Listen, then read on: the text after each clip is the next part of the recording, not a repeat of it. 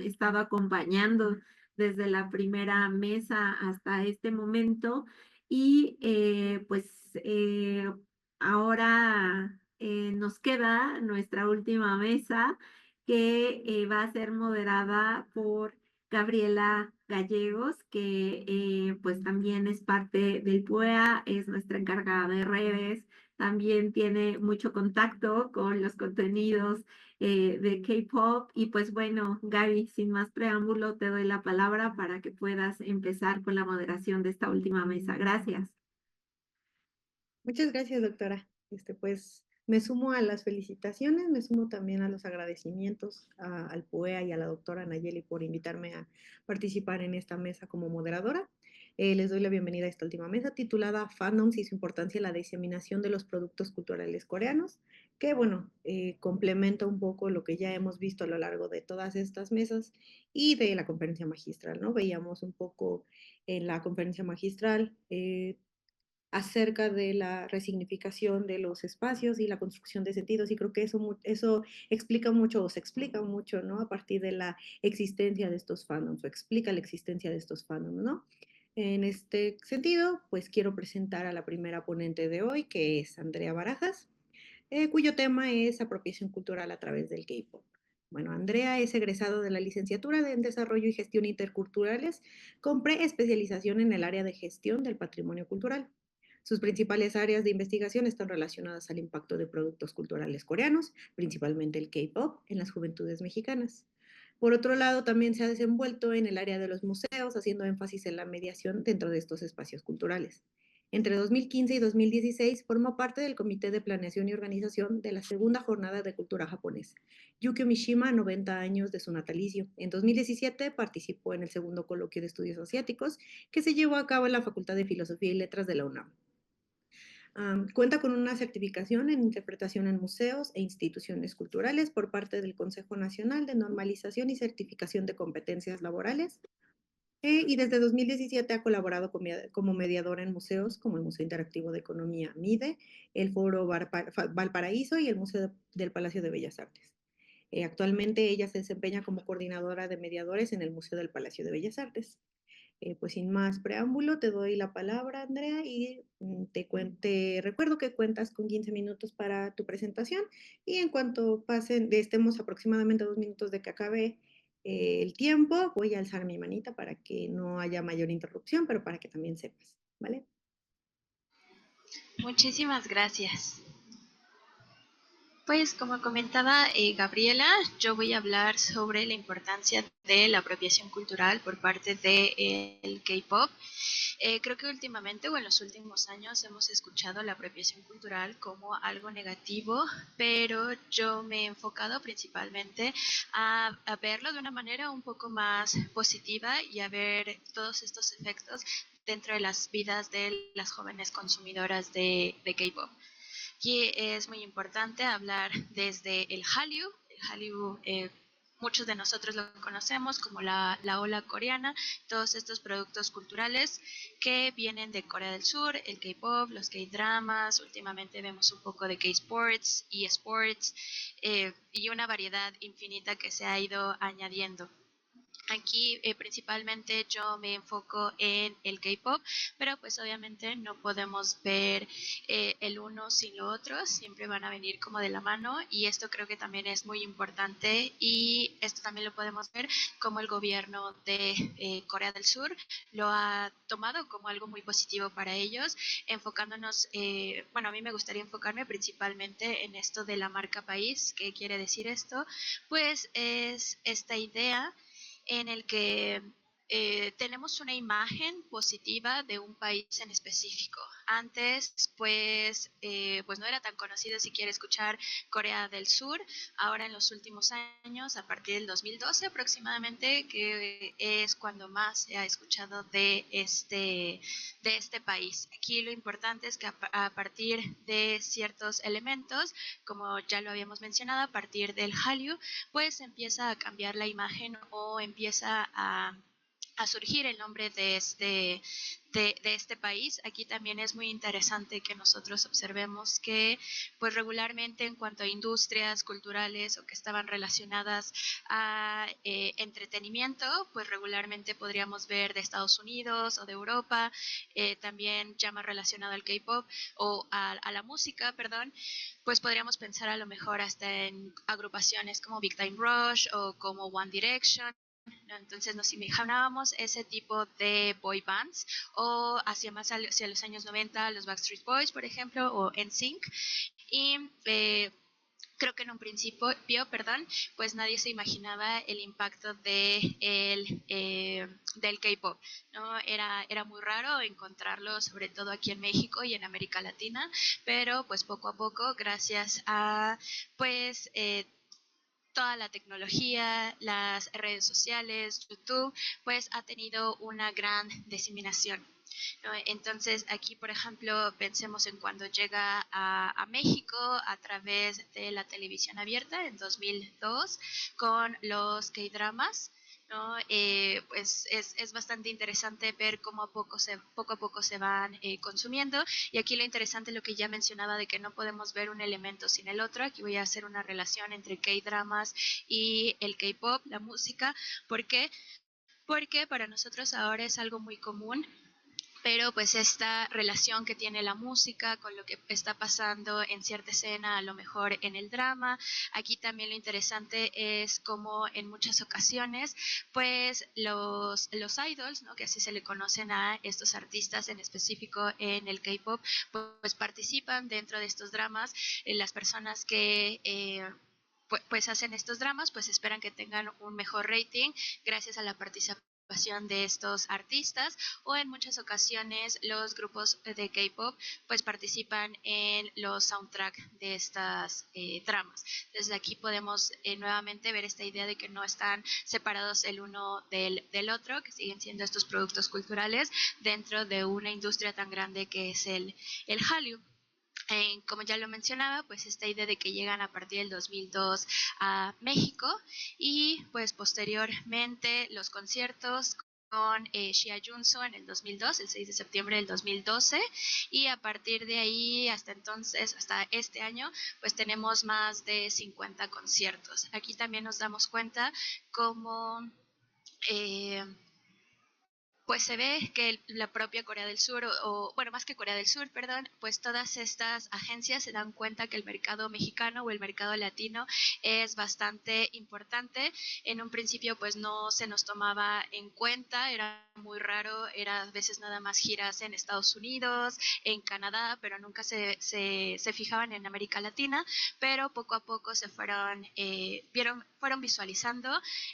Yo diría que a partir de esta agrupación Super Junior, que empezaron a meterse como más hacia ritmos latinos, hacia ver quiénes eran como sus fans. Desde ahí se dieron cuenta que éramos un muy buen mercado, y por eso hemos tenido más de 50 conciertos. Sabiendo esto y ya metiéndonos más hacia esta idea de la apropiación cultural, pues todo esto viene a partir de un consumo cultural.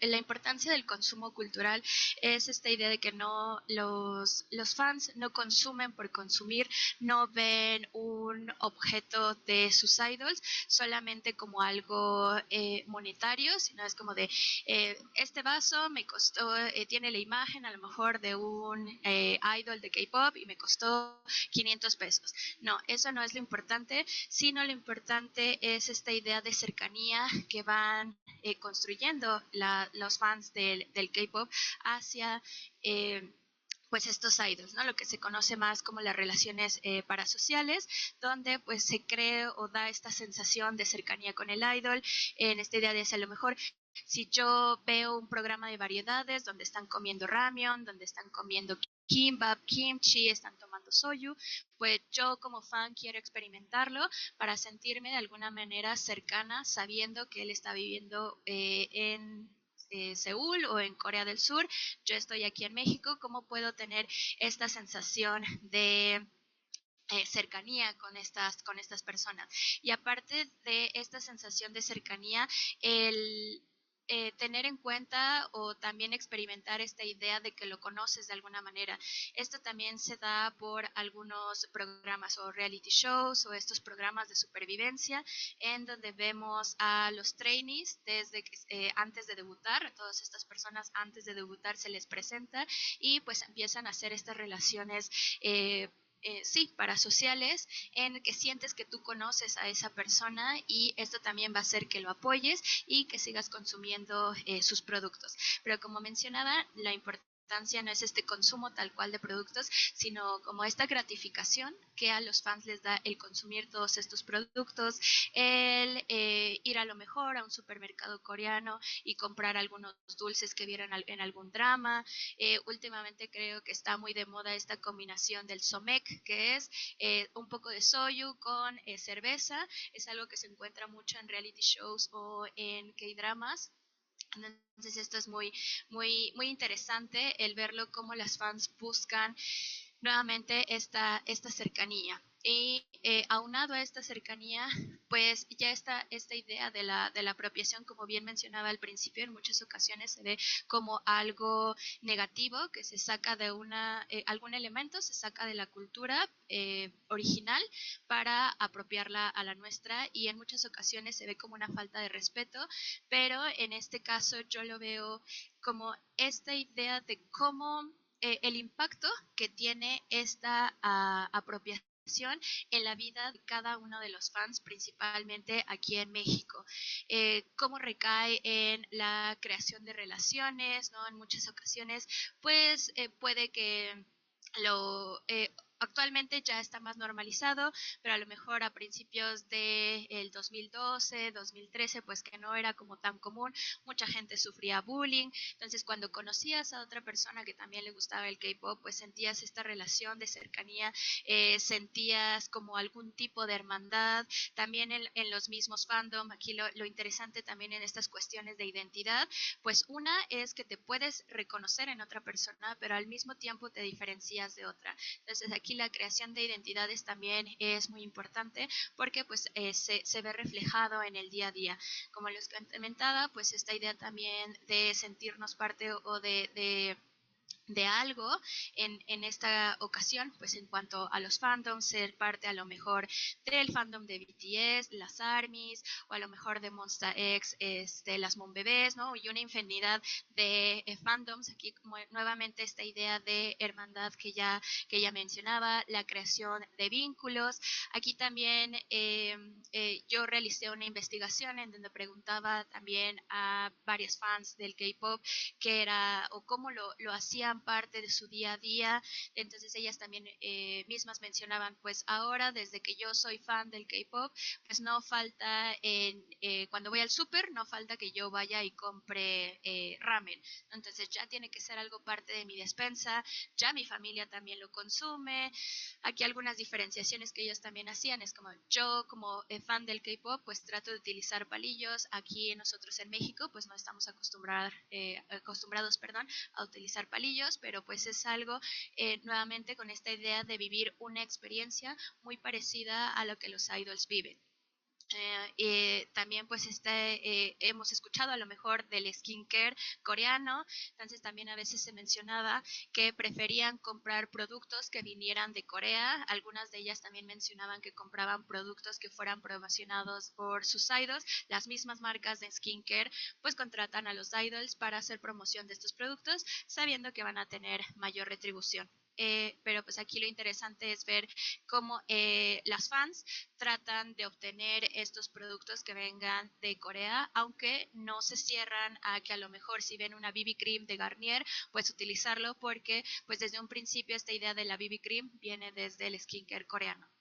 Entonces es como muy interesante también como relacionado a su día a día y también a lo mejor a lo que tienen a la mano es que lo utilizan. A lo mejor también algunas de ellas mencionaban, pues si uno de mis idols, no sé, Jackson Wang, utiliza una playera que dice Versace, que cuesta más de 5,000 pesos, pues yo a lo mejor no voy a poder tener esa playera porque pues sale mucho de mi presupuesto, pero puedo hacerlo mío. De alguna manera comprando algo muy parecido o a lo mejor, pues sí, nada más buscando el estilo que utiliza Jackson Wang en cierto video o en su vida diaria. También había otras fans del K-pop que también decía, a mí me gusta utilizar mucho playeras bordadas, pero utilizo un estilo más cute como las idols de G-Friend, por ejemplo, ¿no? Entonces también como en su día a día van utilizando todos estos subproductos y los hacen suyos, y esto también nuevamente lo que se menciona, perdón, lo que se mencionaba, de esta idea de tener esta cercanía y de esta diferenciación, porque el consumir todos estos productos te hace parte de algo, pero a la vez te hace diferente. Entonces, pues es mucho esta idea de que yo les mencionaba de verlo de algo de una manera más positiva, esta apropiación cultural por cómo se ve o cuáles son los resultados a partir de este consumo cultural que nace a partir del K-pop y hace esta relación parasocial, esta relación de cercanía entre el idol y el fan, y que esto da como consecuencia la apropiación cultural. También otro ejemplo muy rápido que les puedo dar tiene que ver con el lenguaje. En muchas ocasiones, pues a lo mejor el de utilizar el oni con alguna amiga, el olopa también era como muy común que se utilizara. En muchas ocasiones que dijeran komawo, 감사합니다, en vez de decir gracias. O también a lo mejor en vez de dar las gracias, no sé si les ha pasado, si un carro les da el paso cuando ustedes van caminando, pues regularmente hacemos esto, pero pues en muchas ocasiones pues a veces hacían una pequeña reverencia como para dar las gracias. Entonces es como poco a poco de lo que los fans van observando a través de los idols de K-pop, pues poco a poco lo van haciendo suyo, lo van haciendo parte de su día a día, y esto a la vez pues repercute en su vida diaria, ¿no? Entonces, el cómo lo ven otras personas, el cómo se relacionan con otras. Entonces, aquí es nuevamente esta parte de cómo se ve reflejado en su día a día, esta parte más positiva. También pues esta idea a lo mejor de comer más verduras, que se ve que a lo mejor en un reality show de BTS se ve cómo están comiendo cierta comida coreana y se dan cuenta que hay más verduras, entonces tratan de incorporarlo a su día a día, o que a lo mejor el ex miembro de Monsta X, Wonho, pues empieza a hacer más ejercicio, entonces a estos fans que lo siguen dicen, pues se ve que es una persona más saludable, si yo hago ejercicio, tal vez no voy a ser como Wonho, pero pues puedo mejorar mi vida en general, ¿no? Entonces es nuevamente esta parte también positiva que se ve a través del K-pop, ¿no? Que se ve a través del K-pop de la cultura surcoreana. También aquí lo interesante que también, no sé si ustedes lo conozcan, tal vez sí, tal vez no, pero pues en muchas ocasiones pues son personas de otras partes del mundo, a lo mejor de China, de Corea, de Estados Unidos, y pues que se tienen que adaptar a la cultura coreana y mostrar lo mejor de esta.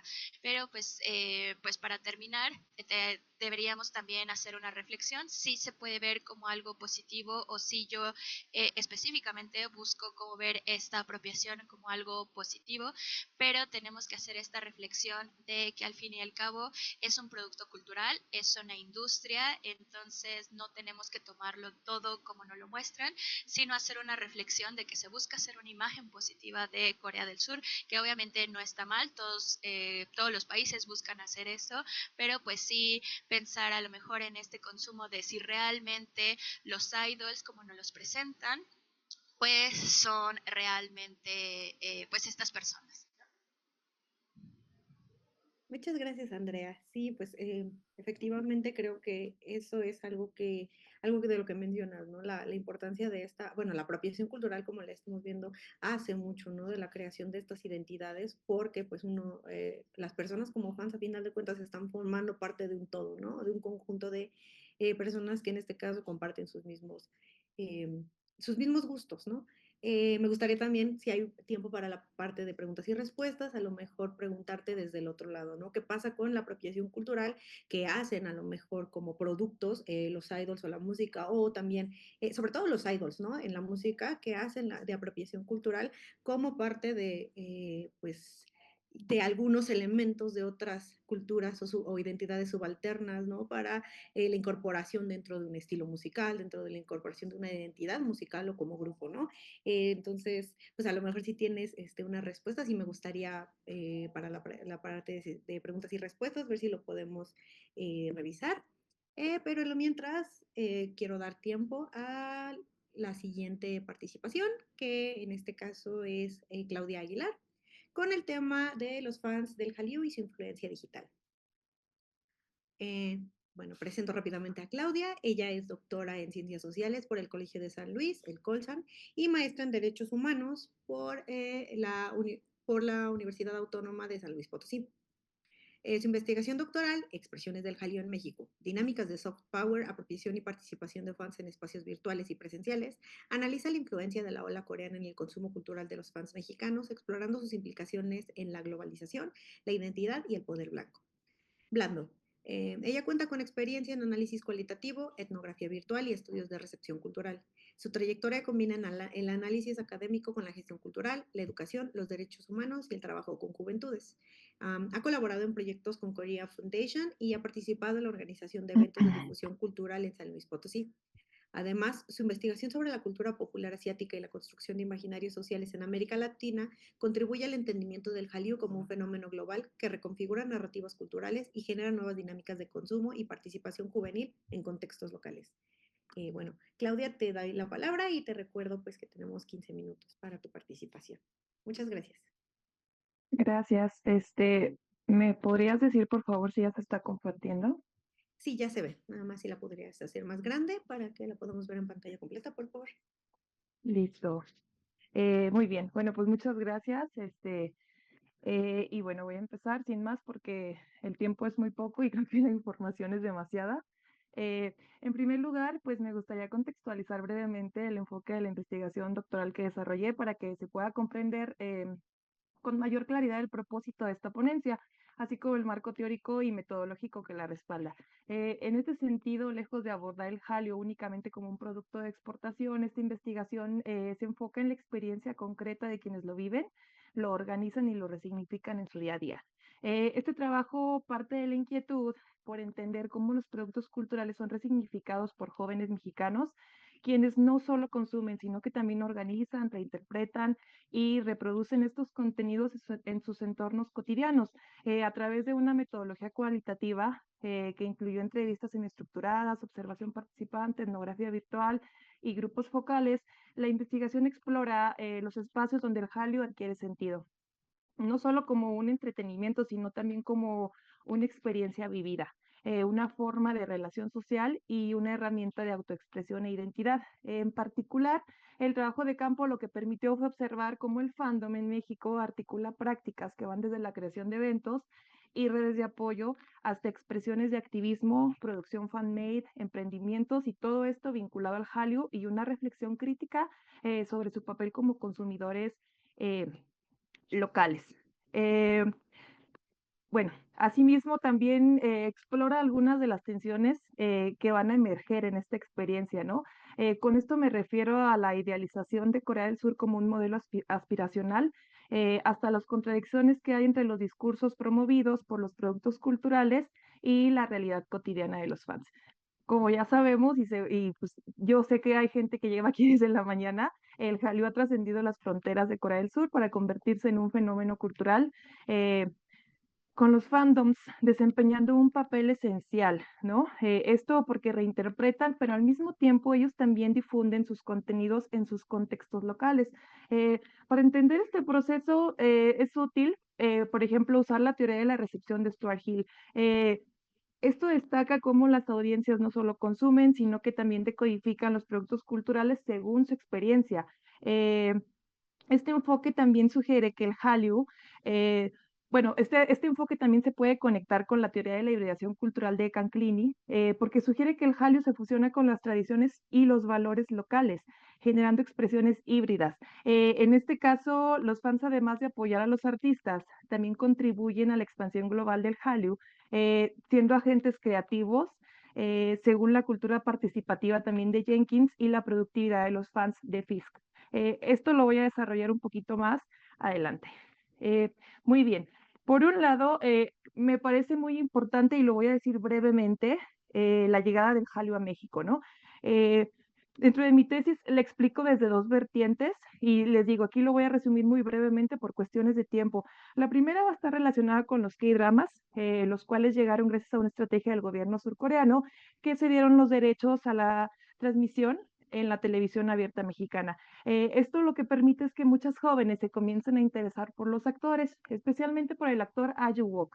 Eh, ¿Qué pasa con esto? Ellas comienzan a organizarse en club de fans y de hecho uno de estos grupos de club de fans se manifestó durante la visita del expresidente Roh Moo-hyun y pidió que más actores visitaran el país. Con el tiempo este fenómeno se expandió hacia el K-pop, con los primeros grupos como Wonder Girls o como el primer artista que fue Junsu, y en esta etapa ya algunos fans empezaban a estudiar coreano. Esto es incluso antes de que se haga la apertura del Centro Cultural Coreano. Esto sucedió en el 2012.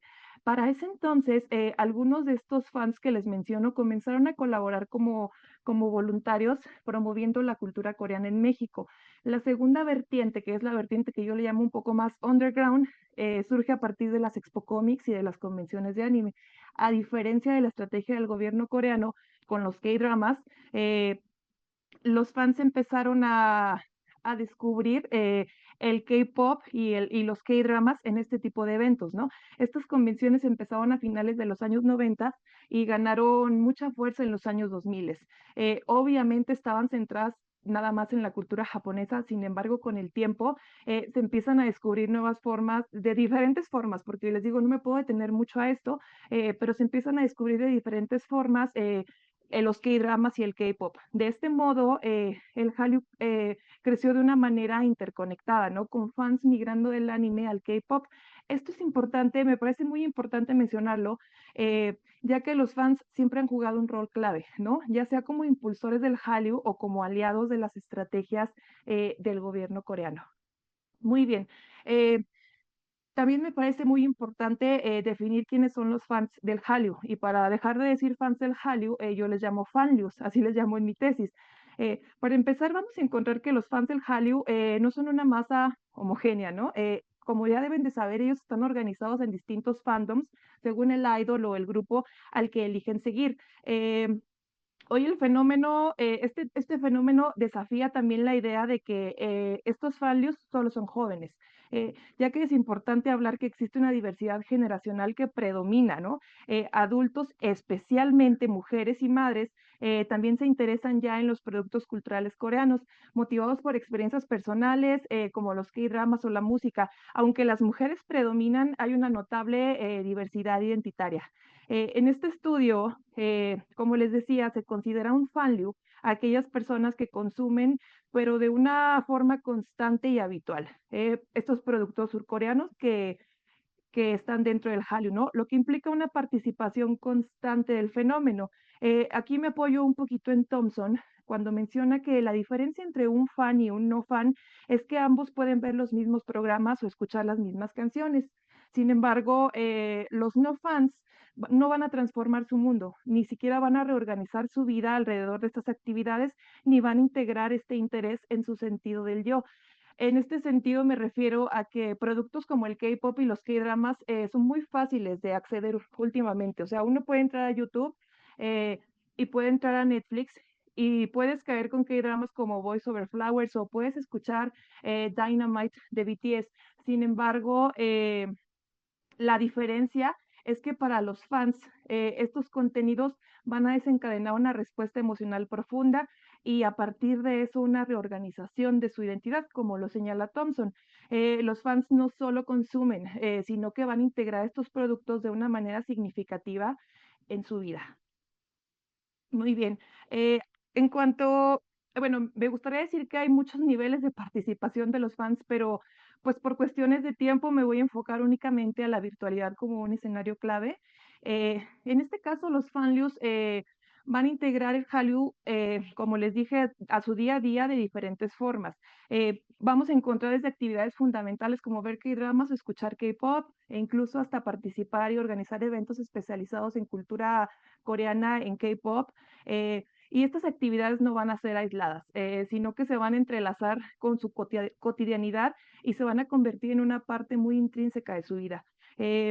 También este fenómeno, aquí también me voy a apoyar de Jenkins, se refleja en lo que él llama la cultura participativa, donde menciona que los fans no solo son consumidores, sino también son productores dinámicos de significado y de cultura dentro de sus propias comunidades.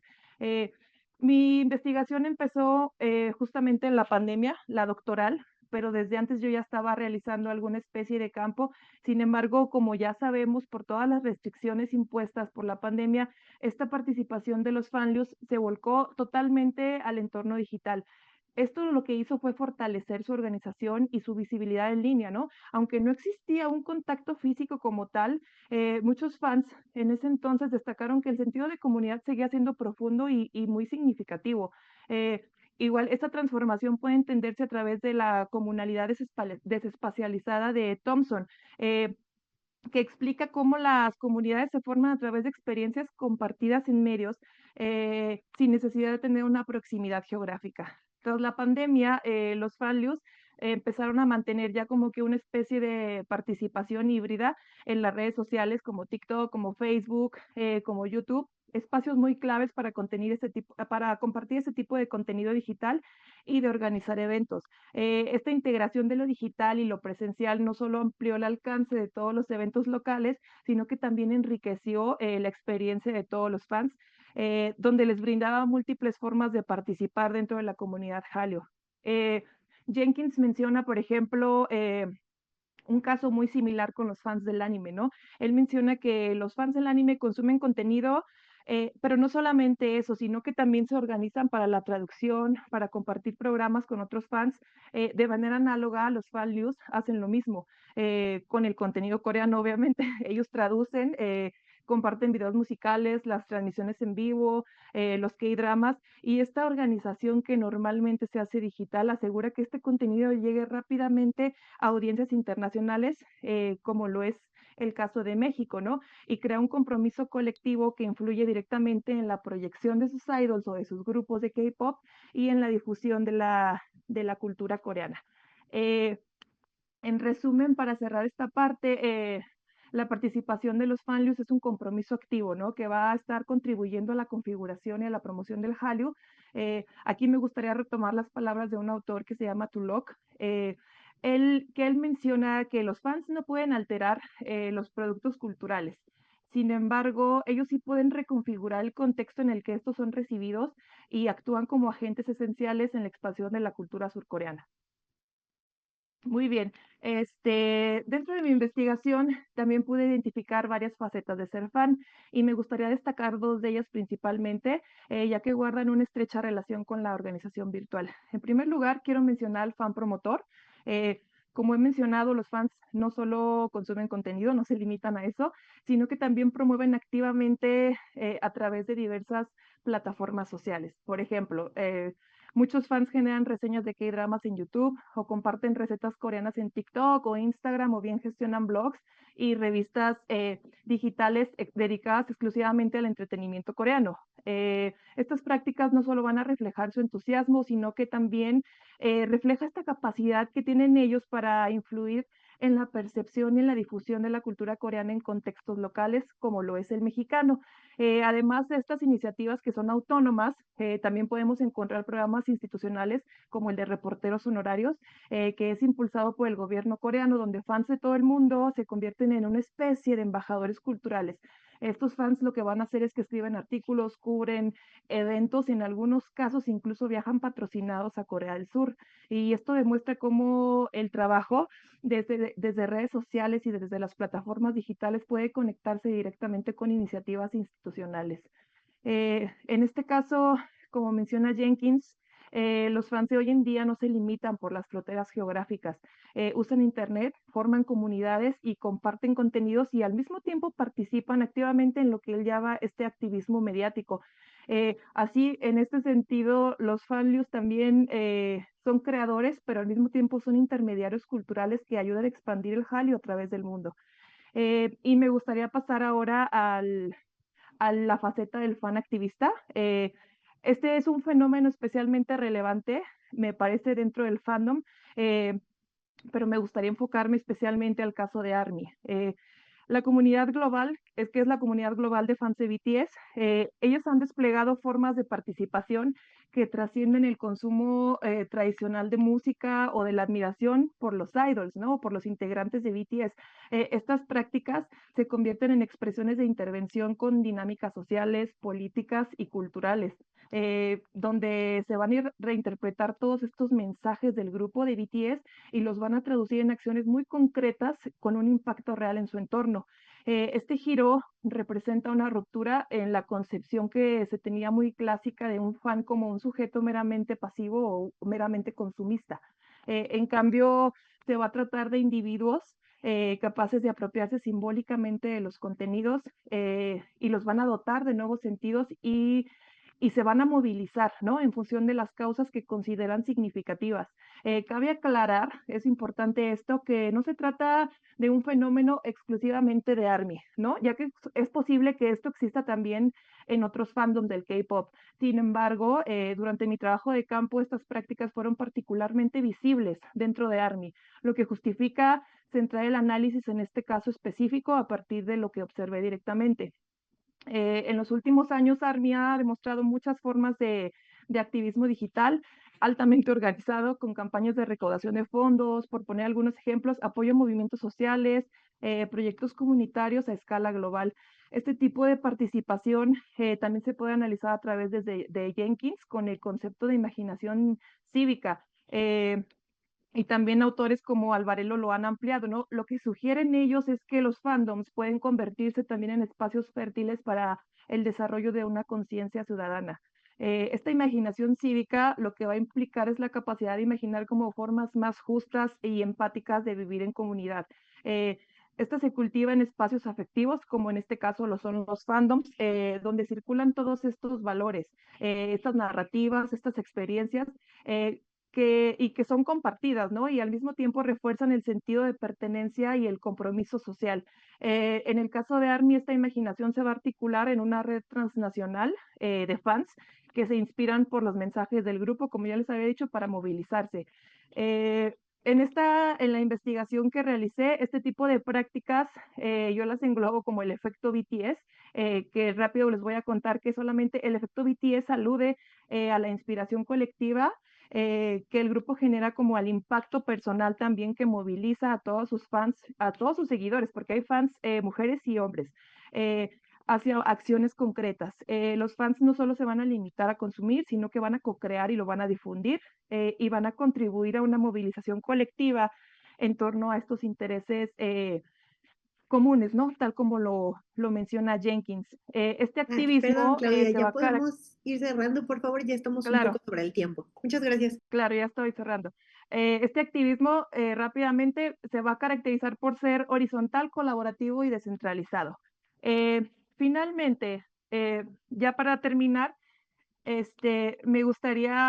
quiero una última reflexión que he llamado provisionalmente la investigación del perímetro del Hallyu.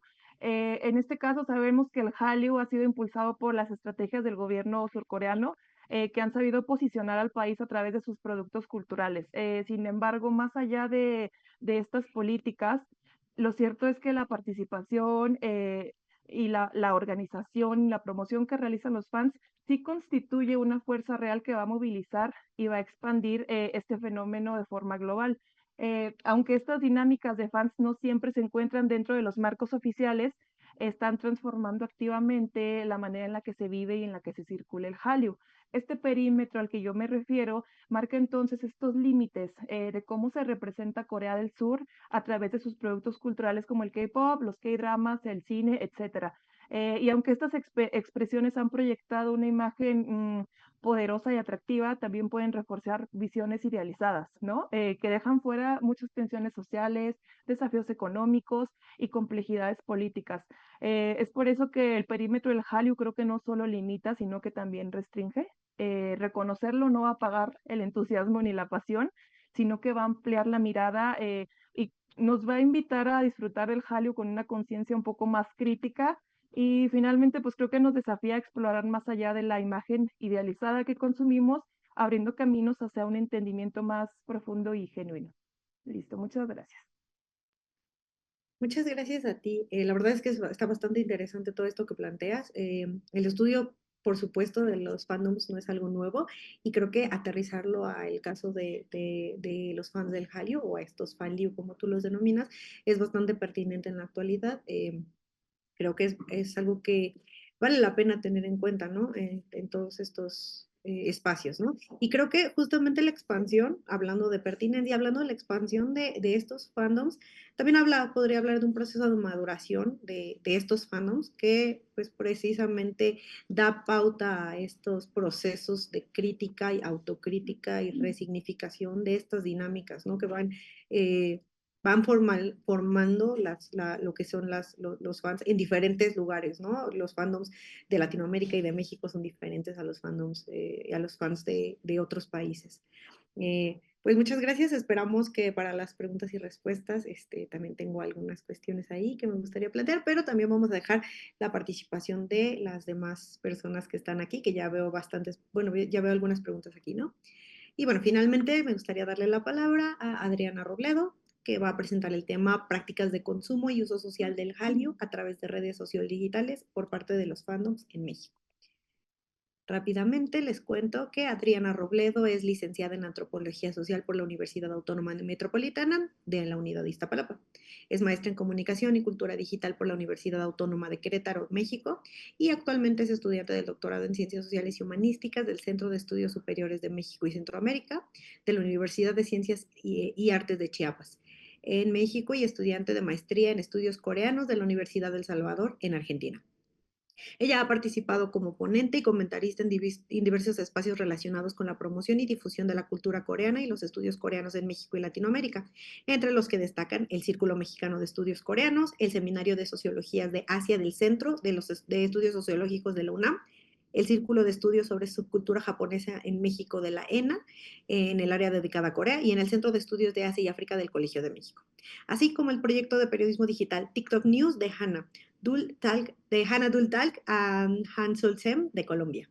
Pues, Adriana, te doy la palabra y pues te agradecería que te apegues al tiempo. Vamos bastante bien, pero para dar paso a las preguntas más tarde. Pues bienvenida y muchas gracias. Hola, muchas gracias. No sé si se ve bien la presentación. Creo que sí, ¿verdad? Sí, la vemos bien. Ok. Bueno, pues primero quiero agradecer la invitación de la doctora Nayeli y también la participación de las chicas que han pasado antes de mí ahorita y de las mesas anteriores de ayer y las de hoy en el principio de esta sesión. Bueno, yo les voy a platicar un poco de lo que fue mi tesis de maestría, que titulé Fandoms en México, prácticas de consumo y uso social del Hallyu a través de redes sociodigitales. Para esta parte, pues es importante mencionarles que mi tesis estuvo realizada a través de las redes sociales, el Internet, porque primero, pues la maestría era en comunicación y cultura digital, entonces, pues ya desde ahí había como esta intención de acercarnos al fenómeno desde ese lugar y también porque se vio atravesada justamente por la pandemia. El trabajo que yo realicé fue durante el 2019 y 2021, entonces, pues sí, la mayor parte, si no es que todo el trabajo de campo se realizó pues a distancia. Yo partía de lo que es la web 2.0, que es este momento del Internet en el que las redes sociales, los medios digitales y la democratización del Internet está, digamos que, en su auge. Y esto me daba entender que las tecnologías digitales estaban permitiendo que productos pertenecientes a otras industrias culturales encontraran cabida en lo digital y esto potenciaba su difusión, viralidad y consumo, dando oportunidad a que los usuarios conocieran otras expresiones culturales. En este sentido, yo ubicaba a Hallyu como dentro de ciertas esferas, como es la cultura de masas, la industria cultural, las redes sociales, digitales, cultura digital, cultura pop, fenómenos culturales. Todo esto también visto desde lo que eran las comunidades de interés, que bueno, ya más adelante voy a desglosar un poquito más, pero yo ubicaba ahí a los fandoms, a estas comunidades de fans. Entonces, bueno, esto ya creo que lo hemos repetido a lo largo de estos 2 días, pero bueno, la industria cultural o el Hallyu, más bien, el Hallyu o la ola coreana es esta industria cultural compuesta por distintas manifestaciones culturales, entre las que van a destacar la música, que es el K-pop, las telenovelas o series, los K-dramas, la moda, el K-fashion, el idioma, el cine, etcétera, que se van a destacar de otras industrias culturales por usar la letra K, que es como su distintivo para relacionarlos directamente con Corea. Bueno, Corea en inglés, ¿no? Un dato que la doctora Mantecón presentó hace un instante sobre los fans del Hallyu que han aumentado a 225 millones de fans a nivel mundial, según un informe de Korea Foundation. Esto nos habla pues del impacto que tiene esta industria cultural. Otra cosa que se ha repetido ya en otras exposiciones son las fases del desarrollo del Hallyu. Em, en mi caso, yo lo dividí en 6 fases. La primera, que va a comprender desde los Juegos Olímpicos de Seúl de, de 1988 hasta finales de los años 90 y que se va a destacar por el factor Jurassic Park, que es el momento en que el gobierno coreano y se impulsa la industria cultural coreana, pues se dan cuenta de que Jurassic Park genera muchísimas ganancias para Estados Unidos. Entonces, es ahí lo que les llama la atención de cómo es posible que un contenido audiovisual genere tanto dinero, ¿no? Entonces, esto es lo que se conoce como el factor Jurassic Park. De ahí empiezan como a notar que ahí hay un sector importante para el desarrollo económico del país. La segunda fase es poco después de la Copa Mundial de Fútbol, donde Corea del Sur comparte sede con Japón y esto les da chance de que sean vistos en el mundo, ¿no? También se destaca el éxito del K-drama Winter Sonata, y aquí no lo puse, pero empiezan a surgir también las, digamos, primeras agrupaciones de K-pop, que serían H.O.T. Y Clone, creo que si no me equivoco. La tercera sería el momento en que se empiezan a reforzar las estrategias del poder blando aplicadas a los países del este asiático. Ya empieza a hacerse uso de las tecnologías de la internet, de la comunicación y la información, y también se va a caracterizar por el lanzamiento del Gangnam Style, que es, digamos que el vehículo que trae esta popularidad más grande a Latinoamérica. Eh, la cuarta fase, que es el Hallyu 2.0, ya implica la participación de la ola coreana de personas de todo el mundo, gracias al uso de las redes sociodigitales, y también se destaca la producción de contenido coreano o con características de esta cultura, pero realizadas fuera de Corea. Empiezan como a surgir algunos youtubers que ya hablan de cosas relacionadas a Corea porque están dándose cuenta de que su cultura está llamando la atención. La fase 5, que sería el K-Culture Promotion Task Force, que ya es como el Hallyu 3.0, que ya empieza a impulsar también lo que es la cultura tradicional. Y pues yo propongo una fase 6 que ya es en conjunto también con lo que viene siendo la convergencia de las tecnologías digitales, las plataformas de streaming, las plataformas como Netflix, Spotify, Amazon, que están empezando a facilitar el consumo y la difusión de los contenidos. Sabemos que, pues, que BTS empieza a tener muchos récords de visualizaciones en YouTube, también de escucha en Spotify. Empieza a verse el cine coreano y a ser reconocido por instituciones que pues normalmente estaban enfocadas mucho en la industria estadounidense. Aquí pues ya gana el Oscar esta película de Parasite. También empieza a ser un éxito la serie de Squid Game, que aquí otra vez hay que mencionar, esto también se ve muy impulsado porque es el momento de la pandemia y no tenemos muchas opciones para consumir que no sea desde casa, entonces Netflix ocupa un momento, ocupa un lugar importante en nuestra conexión con otras expresiones del mundo desde el encierro. Entonces, pues Squid Game llama la atención y empieza a tener mucho éxito también. Y bueno, aquí agregaría lo que viene siendo también ya la literatura coreana, que aquí yo creo que esto es algo que en estos últimos años hemos visto, pero bueno, ya podríamos decir que también es, eh, no sé si ya podríamos considerar el K-literature, ¿no? O algo así. Entonces, bueno, estas son las fases del desarrollo que yo propongo. Y bueno, la convergencia, Hallyu, México, redes sociodigitales. Guillén sugiere que la digitalización ha permitido el incremento y diversificación de nuevas opciones audiovisuales que generan nuevas demandas de productos culturales. Esto se ve en, como, bueno, lo más popular, Netflix, pero también hay otras plataformas u otras opciones que en algunos casos son desarrolladas también por las propias iniciativas de los fans, ¿no? Como puede ser la página de Zumpi o K-Magazine, el proyecto que ayer nos platicaba Lucero, o las propias páginas de fans en Facebook o en otras redes sociales, ¿no? Donde ahí se congregan muchas personas, empiezan a generar contenido de lo que les gusta y a facilitarse también el consumo y difusión de estos contenidos. En mi tesis yo manejé 4 conceptos clave: los fans, industria cultural, el consumo cultural y el uso social.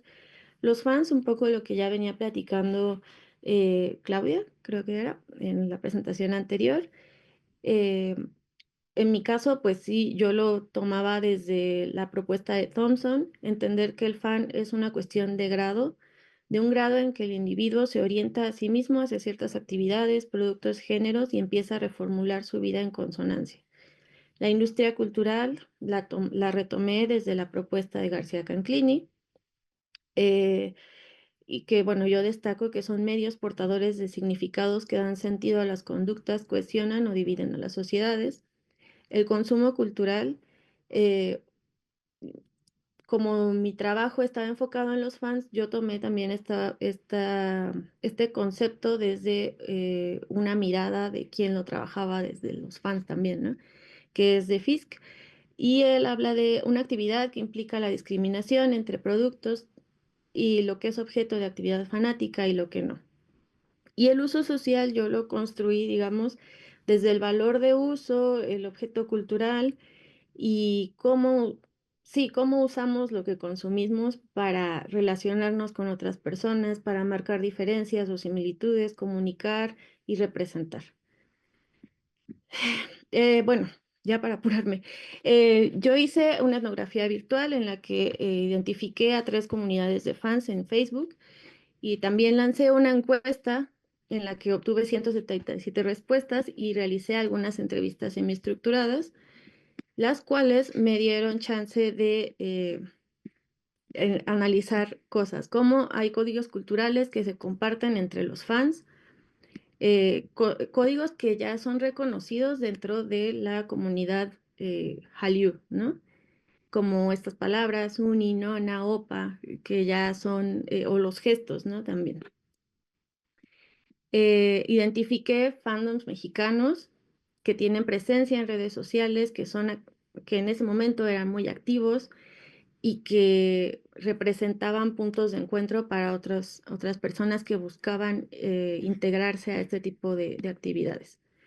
Los fans de la ola coreana en México son en su mayoría mujeres, jóvenes de entre 12 y 30 años, con un nivel de licenciatura, y los datos que me arrojaron en ese momento era que Ciudad de México, Estado de México, Monterrey y Tamaulipas concentraban la mayor cantidad de fans. Pero bueno, aquí podemos observar que Ciudad de México y Estado de México o sea, hay una diferencia con Monterrey.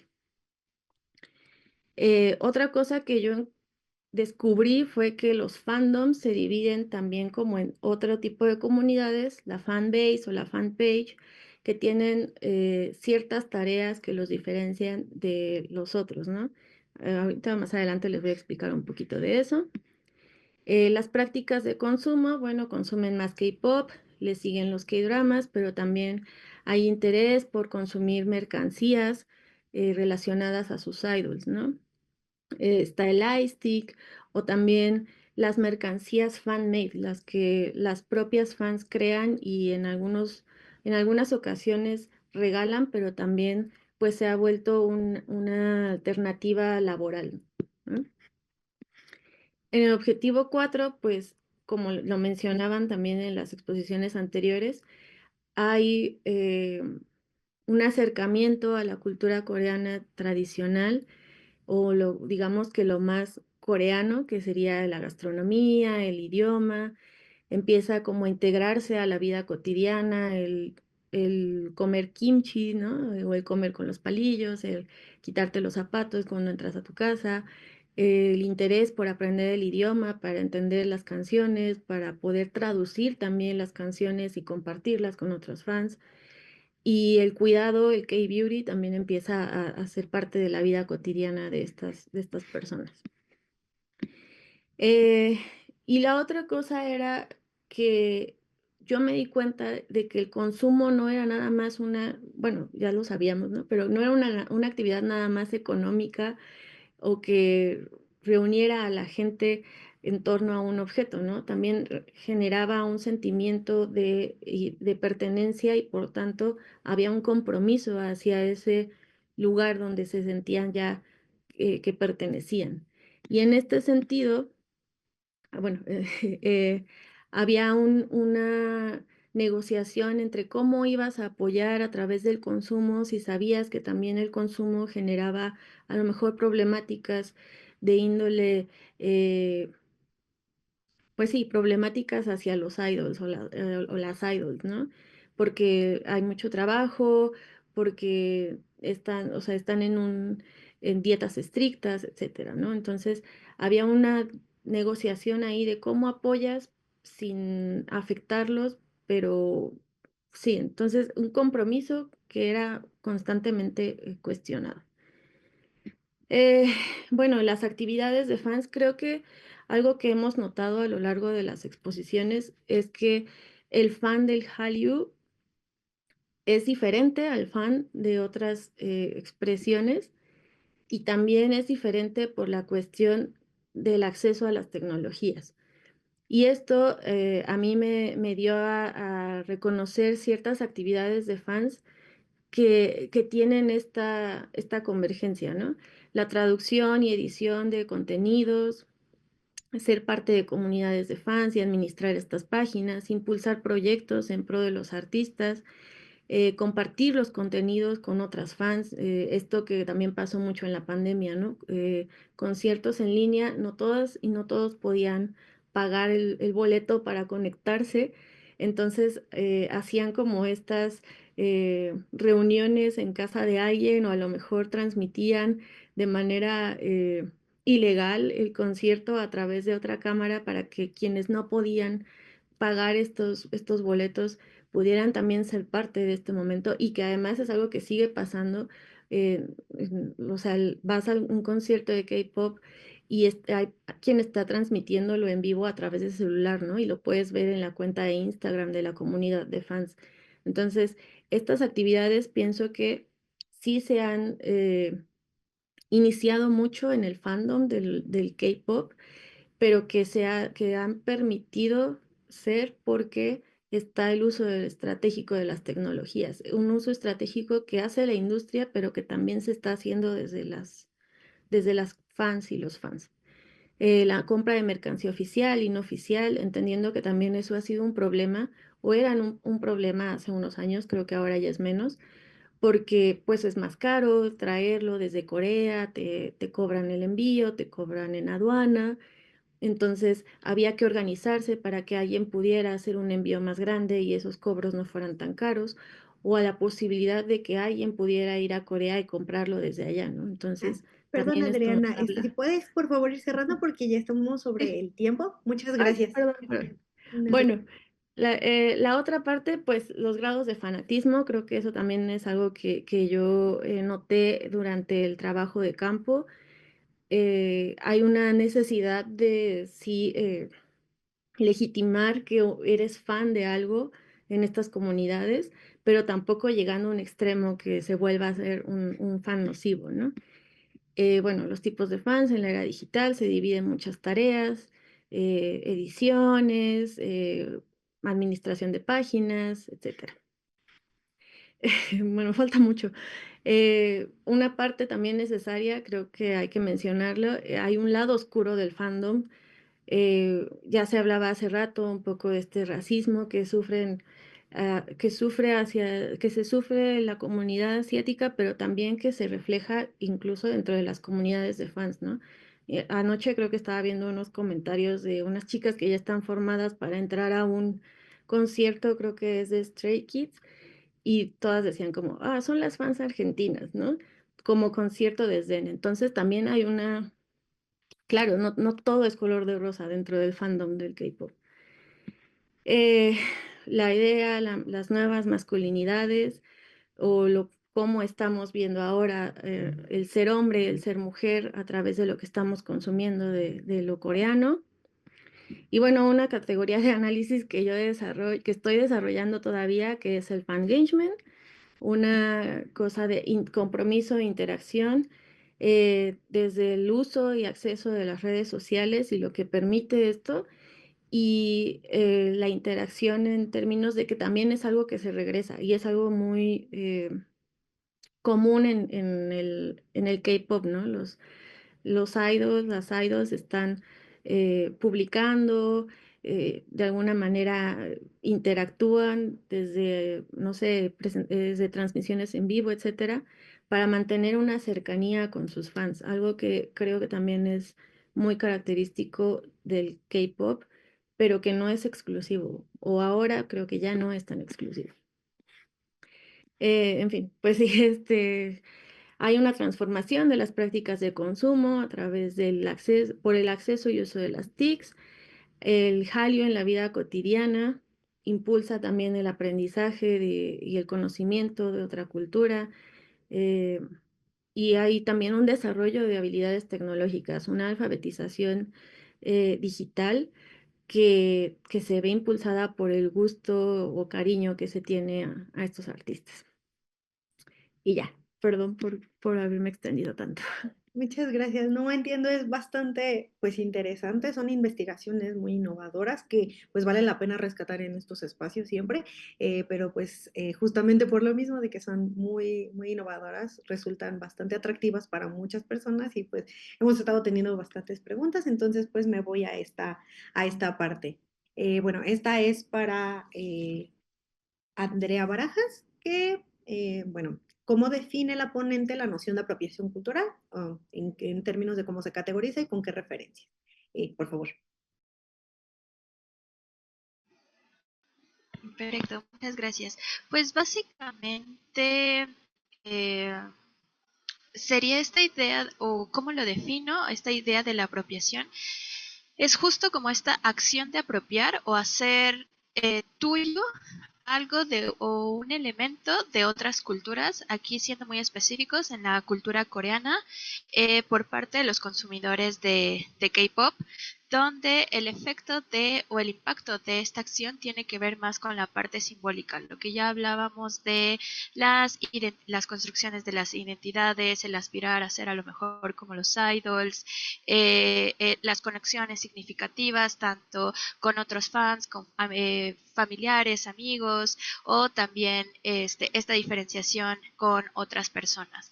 Esto lo hice a través de García Canclini y también de Bernardo Subercasus, que pues hablan mucho de esta idea de que no tiene que ver más con o específicamente con una parte racional, sino con una parte simbólica. Esta parte importante es que es un acto que distingue, pero que también nos hace sentir parte de algo. Entonces sí, sería principalmente en base a estos dos.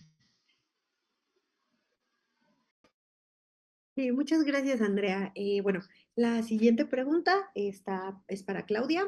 Y bueno, un poco es, ¿cuál es la diferencia entre un fanliu y un otaku, ¿no? Y creo que eso también tiene que ver con algo que quería también, me interesaba plantear un poco, y que tiene que ver con el hecho de que vemos patrones de consumo tú mencionabas, ¿no? Empezabas partiendo de la parte de los otakus o partiendo de los fans del anime y el manga, ¿no? En este hecho de cómo se organizaban en la creación y creo que algo esencial en esta parte de las dinámicas de fandoms que han mencionado las tres ponentes hasta ahorita ha sido todas estas dinámicas fan-made, ¿no?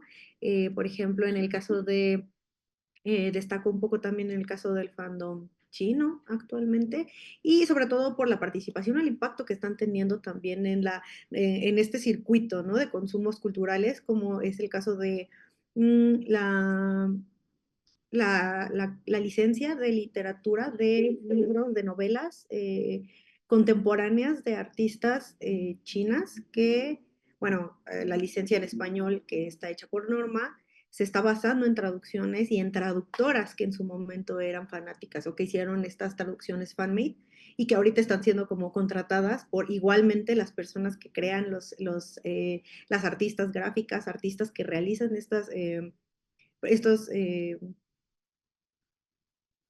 productos que realizan, pues sí, ilustraciones de de los materiales que les gustan, de novelas, series, artistas, etcétera, también siendo contratadas, ¿no? Y eso habla mucho de cómo la propia industria se está alimentando del trabajo de las fanáticas. Pero, bueno, entonces, ¿cuál sería un poco la diferencia entre el fanliu, un otaku, y también estos otros fans porque estamos viendo, ¿no? Industrias culturales en Asia que están surgiendo, como también está la tailandesa, ¿no? Entonces, pues, por favor, te doy la palabra. Gracias. Pues yo creo que sí hay mucha diferencia, ¿no? Principalmente los intereses principales. El Fanliu va a consumir contenido surcoreano eh, y todo esto debido a la estrategia, ¿no? Del Hallyu.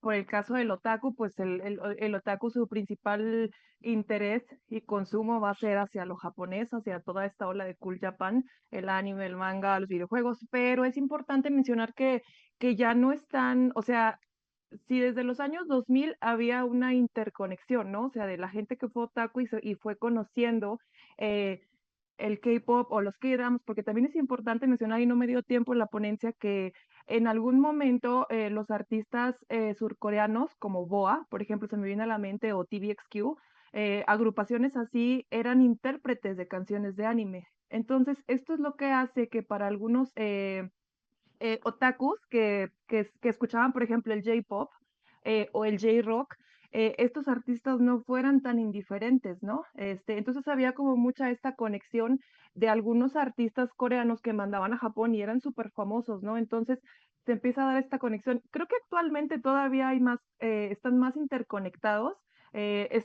Bueno, al menos en mi trabajo de campo era muy normal ver que había un K-pop, por ejemplo, que le gusta el anime, ¿no? O no son ajenos.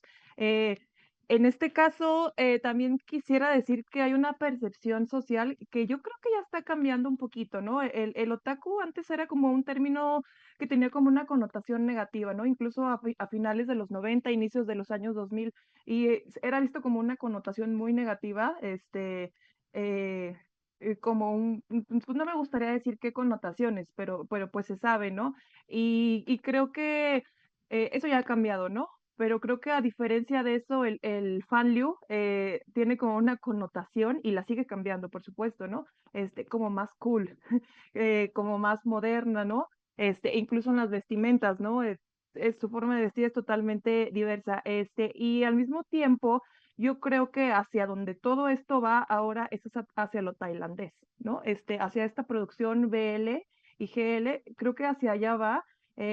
Y considero que esto se está dando gracias a que los fans consumidores no son ajenos a estas dinámicas de producción, de estas producciones asiáticas, pues. Entonces, porque recuerdo que en algún momento, cuando en las convenciones de anime, por ejemplo, a principios de los 2000, había como películas y eran películas de culto, por ejemplo, pero había películas coreanas, japonesas, chinas, Thai, y se veían como una onda muy, de culto, ¿no? Y incluso dicen, no, que películas asiáticas. Entonces, creo que es por eso que están interconectadas.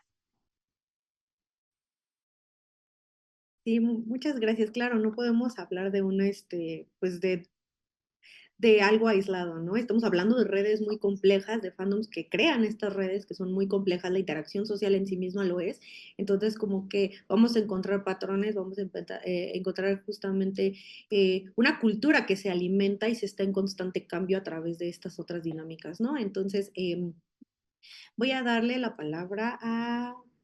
eh, bueno, voy a dar una pregunta y después voy a pasar una participación que alguien quiere dar en vivo, que es, bueno, esta es para las tres, pueden responderla. Bueno, es, ¿cómo creen que afecta el consumo del jalio por parte de los jóvenes a la identidad nacional en México? Es decir, ¿tienen algún efecto en esta?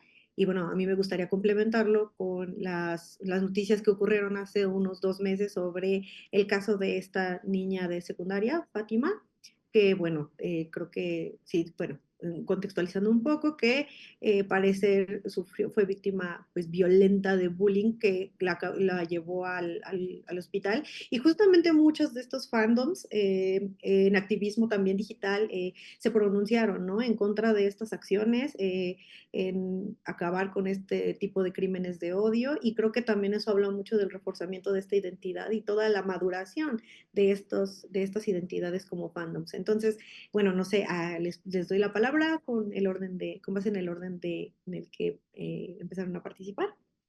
Andrea, si te gustaría contestar la pregunta. Pues es bastante interesante esta idea de si afecta tal cual a la identidad nacional. No sé si específicamente afecta en la identidad nacional, pero sí en esta idea de comunidad tan importante que se habló tanto por parte de Claudia como de Adriana. Creo que dentro del K-pop o dentro del Hallyu específicamente, creo que las tres ponentes dijimos que el K-pop es de lo principal. Entonces, la verdad no sé, como les mencionaba, hacia la identidad nacional mexicana no estoy completamente segura si hay algún tipo de efecto. Más bien creo que es esta idea de visualizar que no está mal consumir este tipo de productos y también es como la imagen que damos hacia otros países, como comunidad del K-pop se unen para apoyar a esta chica de secundaria, ¿no? Entonces creo que sería más esta idea de pues mismo de la pues sí, de esta comunidad que va formando poco a poco los fans del Hallyu o los fans del K-pop para apoyar a esta chica y que se volvió también muy viral hacia otros países. Muchas gracias, Andrea. Bueno, Claudia, por favor.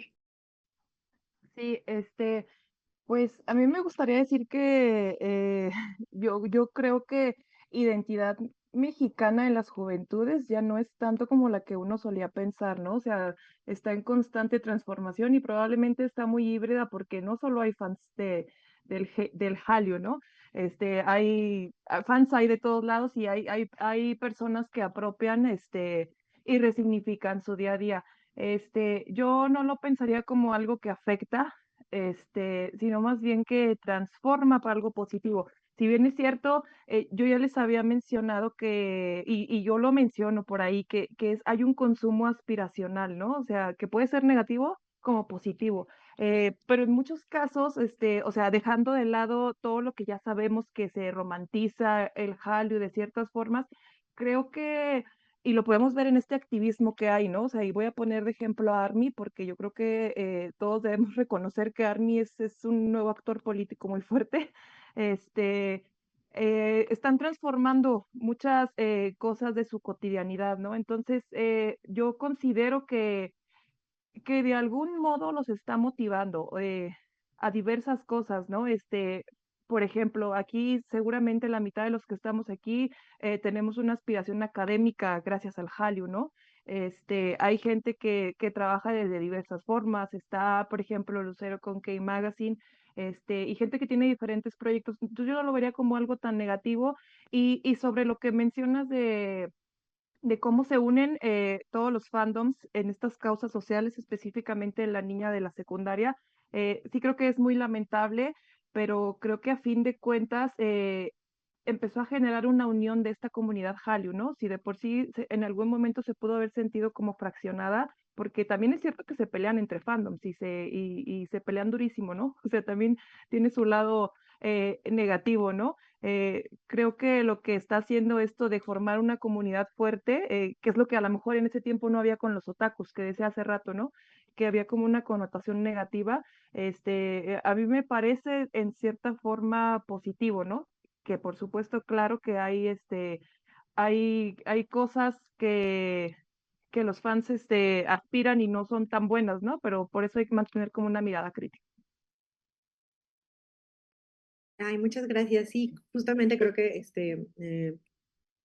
y todo esto aparte nos lleva a lo mismo de cómo o sea, cómo se complejizan estas relaciones, cómo existen, y creo que algo muy cierto es esta parte de los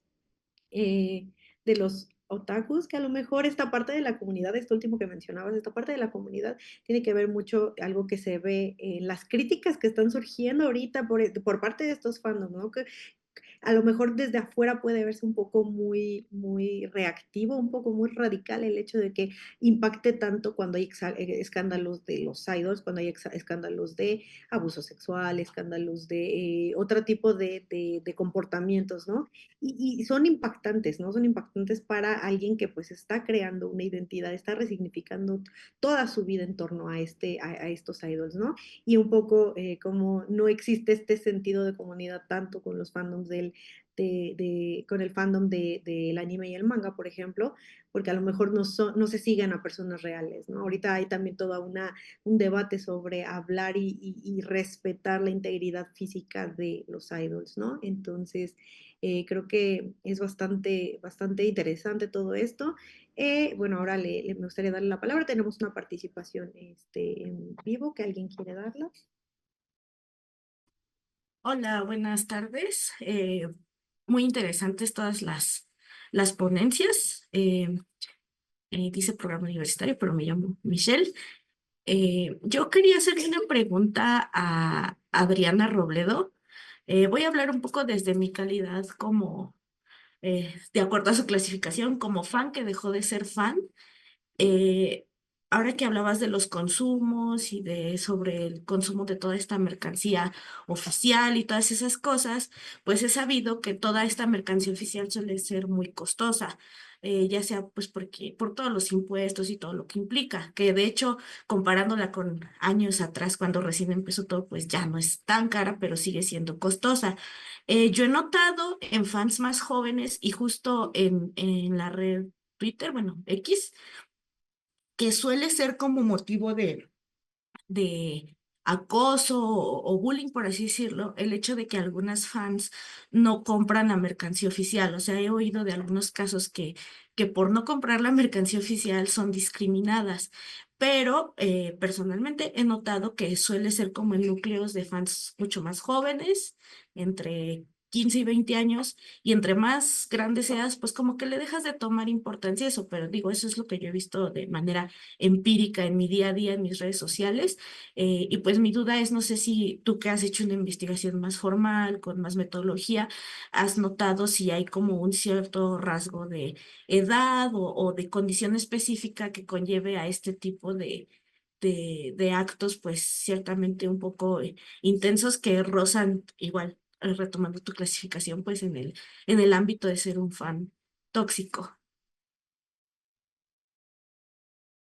Sí, justo creo que eso es algo que está pasando más en los últimos años y creo que también es porque los fans y las fans del K-pop también cada vez son más jóvenes. O sea, estamos hablando de que ya hay niñas de 8 o 10 años que son fans del K-pop y que obviamente no van a tener ellas un ingreso económico para comprarse su mercancía y dependen de lo que les pueda dar su mamá o su papá. Y eso pues también va a influir mucho en cómo se van a estar relacionando con estos contenidos. Yo creo que hay una cuestión que sí estamos a lo mejor no notando mucho porque estamos a lo mejor medio muy enamoradas o muy, pues sí, como, sí, enamoradas del trabajo, investigación o también porque nos cegamos igual con nuestro propio fanatismo, ¿no? Yo podría decir que no soy fan del K-pop, yo soy fan de otro género musical y antes a mí no me importaba tanto tener una mercancía oficial de una banda que me gustara, ¿no? Creo que es algo que me empezó a llamar la atención a raíz de que yo me metí al K-pop y empecé a notar que eso era importante porque te da un estatus dentro de tu comunidad, porque te hace, porque ya no es nada más que tú te sepas quiénes son los miembros de la banda, cuándo cumplían años, su comida favorita, o sea, sí, eso es importante, pero también es importante que puedas tener el consumo de lo que están sacando y que en el K-pop, en el Hallyu, es increíble el nivel de consumo al que están expuestas las y los fans.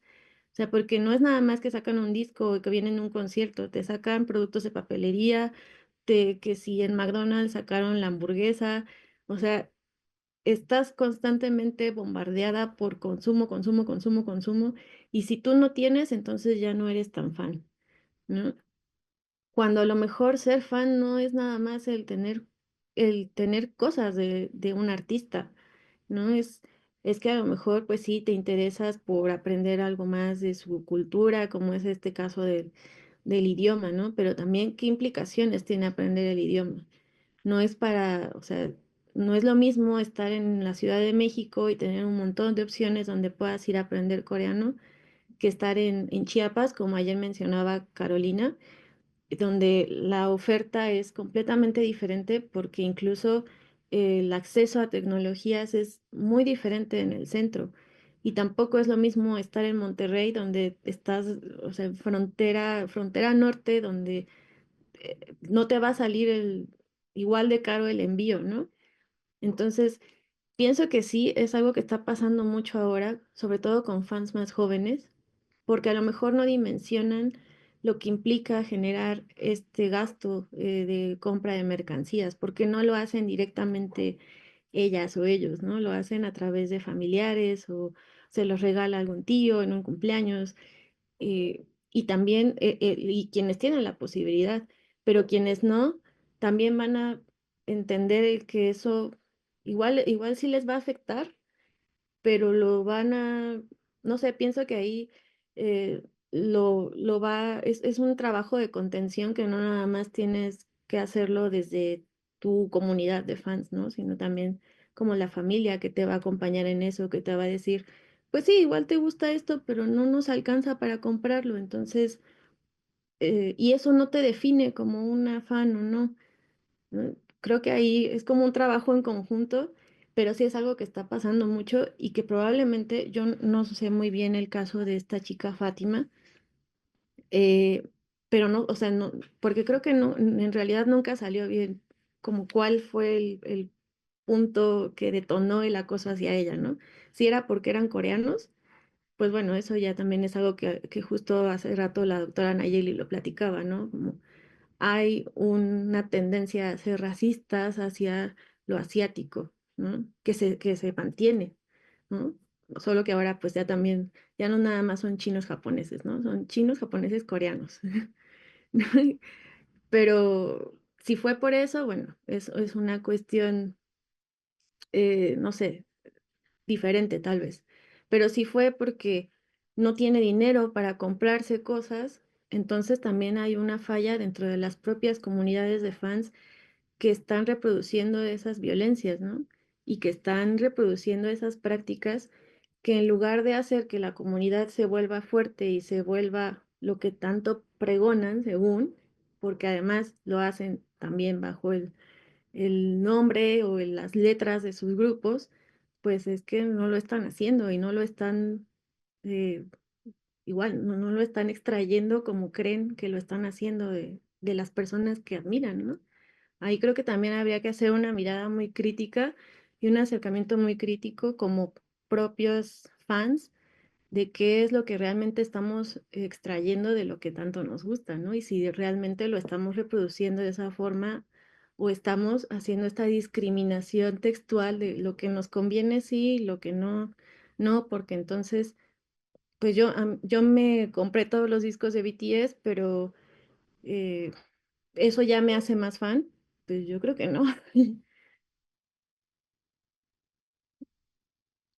Muchas gracias. Bueno, tenemos espacio, yo creo, para una pregunta más. A lo mejor podemos responderla en un minutito, pero no quiero dejar de lado unos comentarios que nos dejaron. Bueno, en el que justamente mencionan que son muy interesantes, fueron muy interesantes las tres ponencias. Bueno, concuerdo y que en la actualidad, justamente a raíz de esta pregunta que hacían sobre las diferencias o semejanzas entre los fans del Hallyu y los fans del anime y manga, mencionaba que en la actualidad hay grupos que siguen sacando álbumes versión japonés, como el caso de Super Junior, en donde sus solistas y sus unidades debutantes también generan contenido japonés o dan giras en Japón, ¿no? Es bastante interesante cómo esto también pasa y es parte de digamos, un patrón, ¿no? El hecho de sacar estas versiones en idiomas y japonés es uno de ellos. Y bueno, también preguntaban por el correo de Adriana Robledo, si es posible que se lo compartan. Y bueno, la última pregunta es de Durga Concepción. Nos dice, ¿ustedes creen que las pioneras del K-pop como Kwonboa y SNSD, bueno, Girls' Generation, no han sido tan reconocidas por ser mujeres o serán más factores? Saludos, ¿no? Un poco en esta intersección de discriminaciones y violencias. No sé si alguna de ustedes quisiera responder en un minutito, a lo mejor. Ay, por favor, Claudia. Este, yo creo que sí tiene, bueno, es que hay que entender que son dos conceptos muy diferentes y son en la misma empresa, pero nuevamente me gustaría mencionar, Boa creo que fue la primera idol multilingüe, porque también se lanzó como en China, que llegó a otros países, entonces incluso ella era muy famosa. En Japón, ¿no? O sea, les digo, ella es intérprete de muchos openings de anime, entonces yo creo que BoA sí ha sido muy reconocida y es una institución muy fuerte. En el caso de Girl Generation, antes que ellas había más grupos, había S y Baby Box, me parece, que yo no las vería como que no fueron tan reconocidas porque creo que sí tuvieron su impacto. Yo creo que sí tuvieron su impacto y lo que sí es cierto es que yo considero que, por un lado, su empresa, su empresa no ayudó mucho, la SM, y por otro lado, creo que cuando ellas ya estaban en su gran apogeo, empezaron a llegar otros grupos de idols femeninas como 21, como 4 Minute, que tenían un concepto diferente. Pero de cualquier forma, yo sí creo que por el hecho de ser idols femeninas, tuvieron un trato muy diferente en las empresas e incluso en la promoción que se les dio. Sí. Muchas gracias. ¿Alguna otra le gustaría dar sus comentarios, sus opiniones al respecto? Mm, Si no es así, bueno, una ultimísima pregunta que nos hace llegar Héctor Rodrigo. Y bueno, él agradece por compartir sus investigaciones a las 3 ponentes.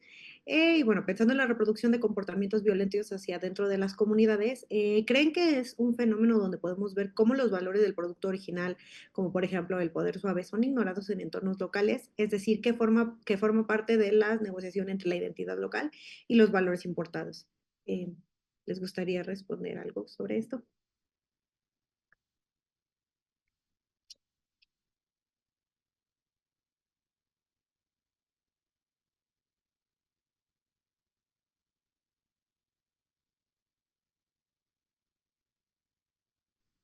Si no hay que responder, yo lo hago. Ay, muchas gracias, sí. Yo creo que bueno, es que no entendí exactamente qué es lo que quiere saber en la pregunta, pero creo saber hacia dónde se quiere referir. Yo creo que sí que el valor del producto original sí cambia, se adapta al contexto local de las personas y creo que es algo de lo que hemos estado mencionando. El producto llega como tal, sin embargo, el trabajo que hace acá el FAN es contextualizarlo totalmente, ¿no? Un ejemplo bien básico de eso, creo que, y lo mencionamos todas, bueno, no, yo no, pero lo tengo en la mente, en la investigación, es que, por ejemplo, el uso de los palillos, ¿no? O el hecho de querer comer ramen viendo un K-drama, ¿por qué? Porque eso te hace como que sentirte en esta onda coreana, pero lo estás haciendo en tu cotidianidad, ¿no? O incluso el comer con palillos, cualquier otro producto o tener como estos ademanes coreanos que por ahí también alguien ponía, ¿no? Yo sí saludo cuando me dan el paso o este tipo de reverencias. Creo que sí se descontextualizan estos productos, y, o sea, el valor original sí precede, pero de cierta forma los fans, los y las fans lo contextualizan a su realidad, ¿no? Incluso con las producciones fan-made que decían hace rato. Ay, muchas gracias. Y creo que sí, todo esto tiene que ver con las ideas que todas ustedes lanzaron al respecto, ¿no? Los fans nunca van a ser receptores, meros receptores pasivos de todas estas industrias, ¿no? Son agentes activos que han transformado completamente las dinámicas, han cambiado y transformado completamente todos los patrones, han cambiado la forma en la que también se vende este producto como un producto cultural.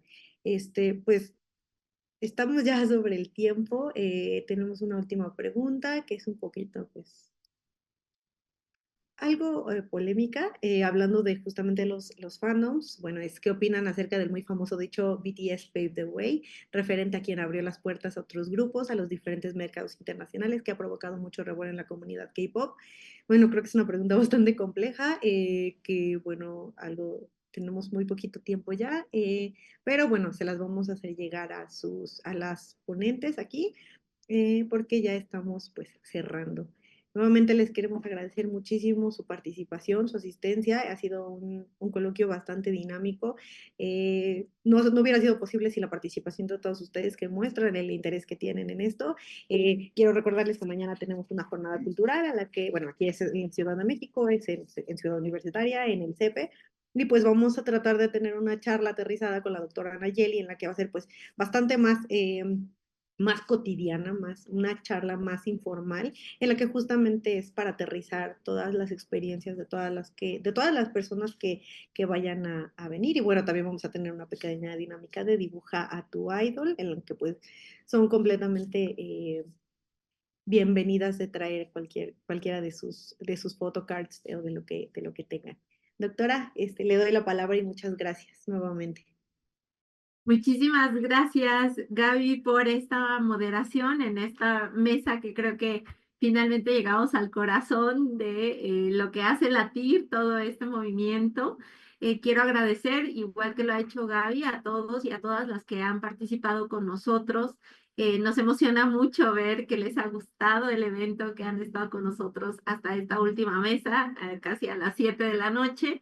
Es un proyecto que ha tenido bastante trabajo atrás, y por ello no quiero dejar de agradecer a todo el equipo del PUEA, a Armando en la Secretaría Académica, a Vania, a Gaby, a Mitch, a Yus, que mañana nos va a estar apoyando con su habilidad en el dibujo, y pues a todas las personas, a Dani también, a todas las personas que se han sumado de una o de otra manera para hacer posible este evento, incluyendo evidentemente a nuestra coordinadora, la doctora Alicia Girón. Como bien dice Gaby, muchísimas gracias. Nos vemos mañana. Quienes puedan venir al CEPE son bienvenidos. Vamos a estar allá con esta dinámica. Y pues nada, les agradezco mucho y que tengan bonita tarde.